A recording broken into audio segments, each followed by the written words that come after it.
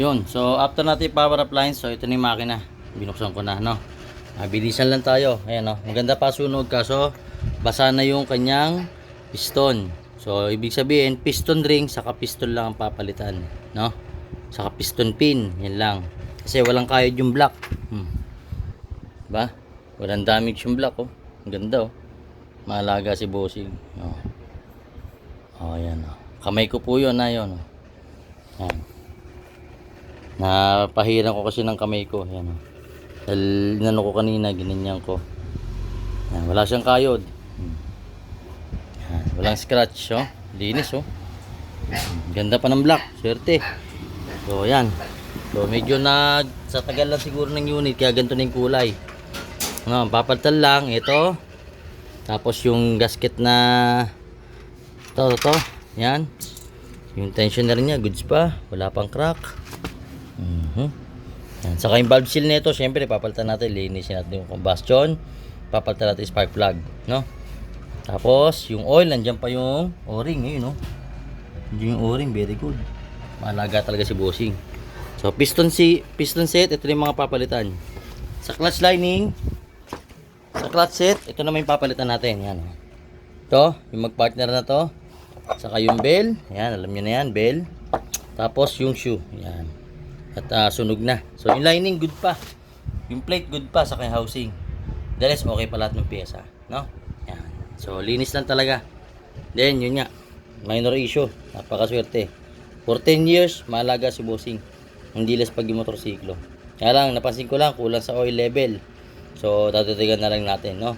Tuturuan na lang natin si bossing. Alright, so yun lang. Abangan at tapusin ko muna to. So, ito na yung motor niya. Ayan, no? Malinis na yung throttle body. Ayan. Tapos dito, malinis na rin yung cylinder head. Malinis na yung block. Malinis na dito sa may clutch side. Malinis na yung mga pyesa. Ayan. Yung takip, malinis na rin. Ayan, no? Ayan. Okay, pero lang dito ha, kasi espalto yata to eh. Hindi ko kayang tanggalin yan. Okay? Yan. So, yan. Tapos na yung motorsiklo ni bossing. I-assemble ko na lang. Ayan, no?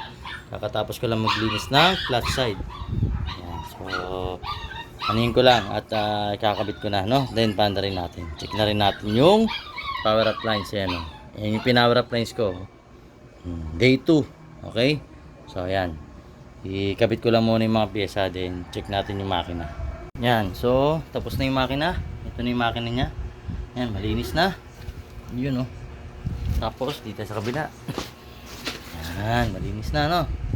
Tapos, yan. Naikabit ko na rin yung kanyang full wave regulator. Tapos, yan.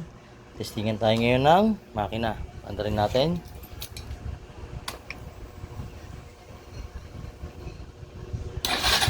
Yun. One click. Yan. Okay. So, yan na siya. Takpan natin yung muffler. Yan. Diyan na siya ka tahimik, no? At yun nga, napalitan natin yung mga pyesa sa clutch, saka dito yung mga nasira. So okay na siya. So yan, huling testing ng ilaw by LED. So park light, pag naka park light, yan, park light, iilaw yan. Tapos makakagkakaroon na ng passing. Yun, tapos pagka nag headlight, yan ang headlight, may high and low. High, low. Passing, gumagana. Then, signal light, ayan, naka signal light. Tapos buksan natin yung ano niya, TDD night crawler. Yan, busina tayo. Buksan natin lahat. Yan, lahat. Tapos ito yung drop, 11.85 pagbukas lahat. Yan.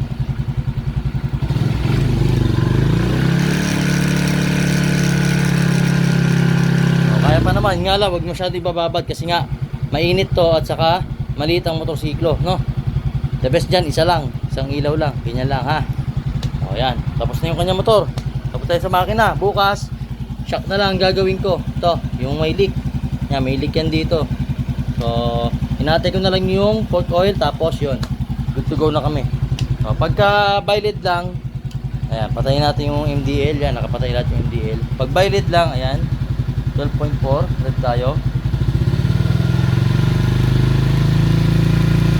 Kaya, no? Ayun. Hindi po malakas ang rev, ha? Ayan, oh.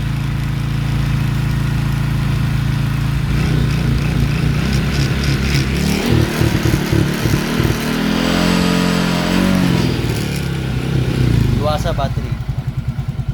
Alright, so yun lang. Pagka pinatay, syempre, mabilis na mag-recover yung kanyang charging. Ayan, akit kagad yan. So, tapos na yung kanyang makina, tapos na yung power appliance, wiring setup. So, third day bukas, sana dumating ni fork oil, i-repack ko na yung shock niya. Then, pwede nang kunin ni bossing to. From Rizal po ito, ha. Rizal pa ho ito, Rizal.